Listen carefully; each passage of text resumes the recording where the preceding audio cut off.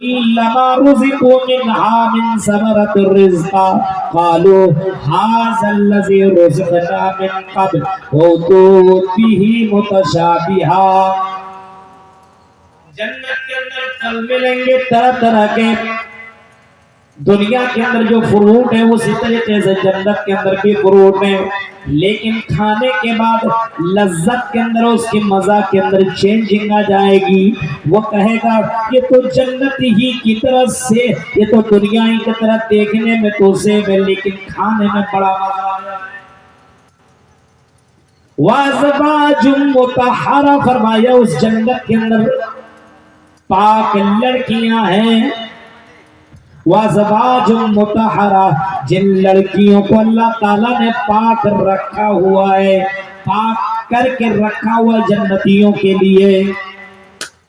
ایسی لڑکیاں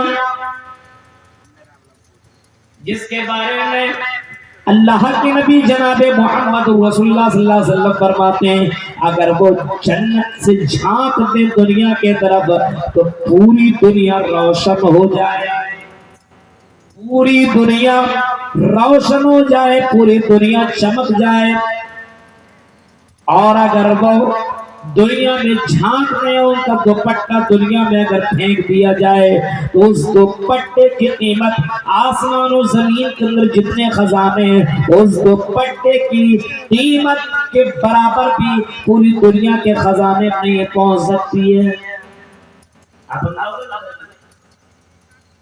وَأَزْوَاجٌ مُطَهَّرَةٌ،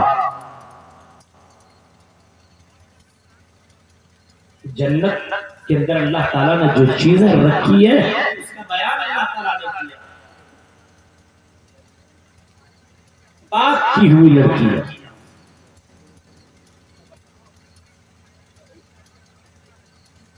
ایسی چیزیں اللہ تعالیٰ نے لوگوں کے لیے بنا کر کے رکھی. حدیث میں آتا ہے ما لا عین رات ولا اذن سمعت ولا خطر علی قلب بشر، کسی آنکھ نے اس جنت کو دیکھا ہی نہیں ہے کہ جنت کیسی ہے.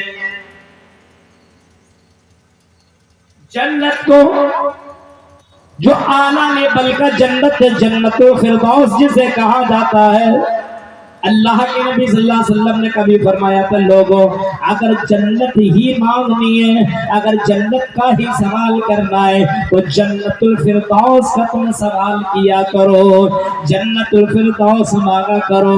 اس اعلیٰ جنت کا کیا کہنا ما لا عین رات ولا اذن سمعت، کسی کام نے سنا ہی نہیں ہے، کسی نے بیان نہیں کیا ہے، اس جنت کی خوبصورتی کو کسی نے آج تک سنا ہی نہیں ہے.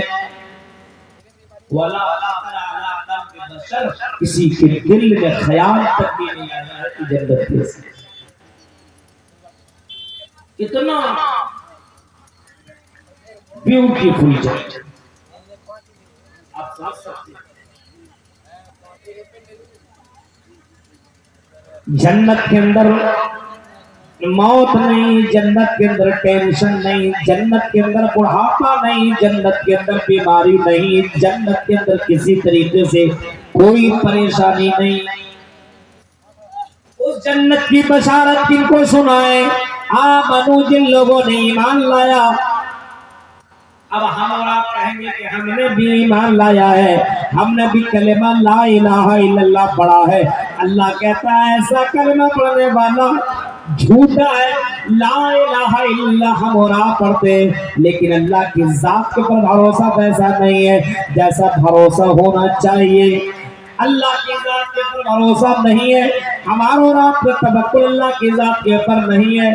ہم اپنی دکان چھوڑ کر کے مسجدوں میں نہیں جا سکتے، اذان ہو جانے کے بعد ہم اپنی دکانوں کو کھولے ہوئے اور ہم اپنی دکان کے اندر دکانداری کر رہے، ہم مسجدوں کے اندر جا نہیں سکتے. میرے بھائیو یہ ہمارا کیسا ایمان ہے اور یہ ہمارا کیسا عقیدہ ہے.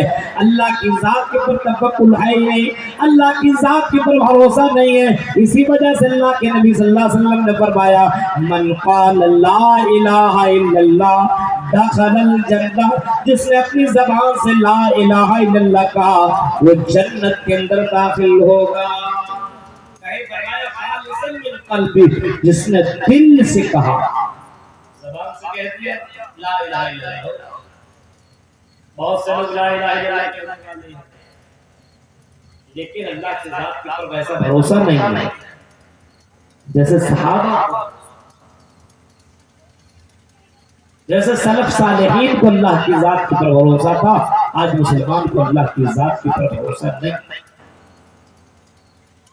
اللہ کو اللہ مان رہا ہے لیکن اللہ کو ماننے کے باوجود اللہ کے اوپر یقین اور بھروسہ نہیں. آج مسلمان اللہ کی ذات کے اوپر ویسا بھروسہ نہیں. اللہ پر ہی بھروسہ کرنا ہوگا.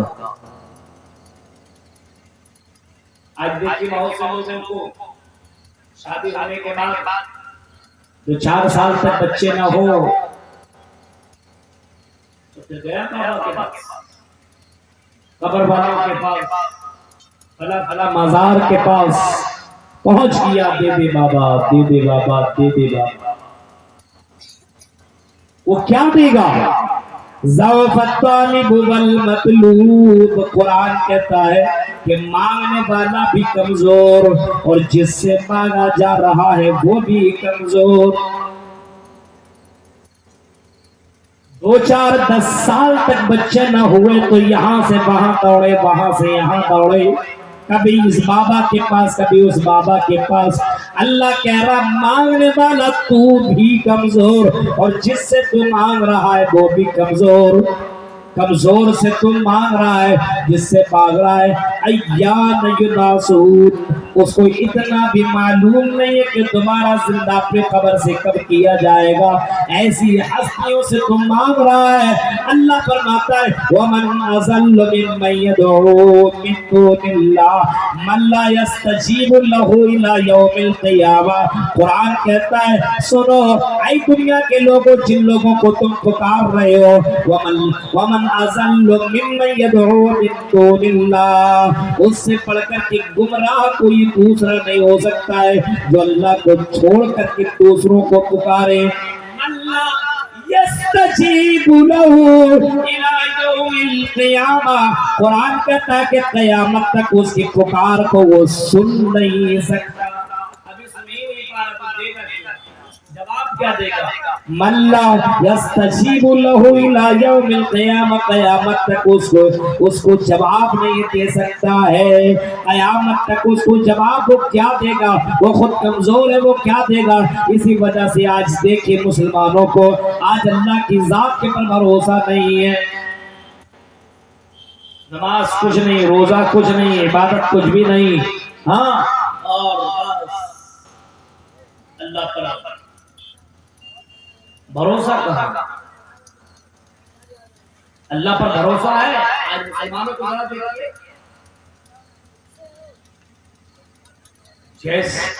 جس طریقے کا ایمان ہونا چاہیے ویسا ایمان آج مسلمانوں کے اندر نہیں. آج ویسا ایمان نہیں ہے. آج حرام خوریوں کے اندر مسلمان مبتلا ہے.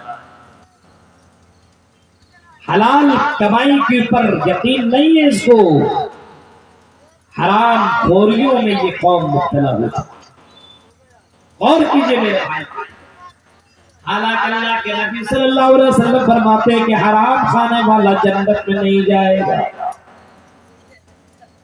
حرام کھانے والے کی بھی دعا بھی اللہ نہیں سنے گا. مطعمہ حرام وملبسہ حرام. جس کا کپڑا حرام کا ہو اور جس کا کھانا حرام کا ہو، جس کا اوڑھنا بچھونا حرام کا ہو، اللہ کے نبی فرماتے ہیں اللہ تعالیٰ اس کی عبادت کو بھی قبول نہیں کرے گا اور ایسے لوگوں کی دعائیں بھی اللہ نہیں سنے گا. جب یہ اللہ نے اعلان کر دیا، اس کے باوجود آج کل کے مسلمانوں کو دیکھیے اللہ کے اوپر بھروسہ نہیں رہتا ہے اور غلط طریقے سے پیسہ کمانا شروع کر دیتا ہے، غلط طریقوں کو اپنانا شروع کر دیتا ہے.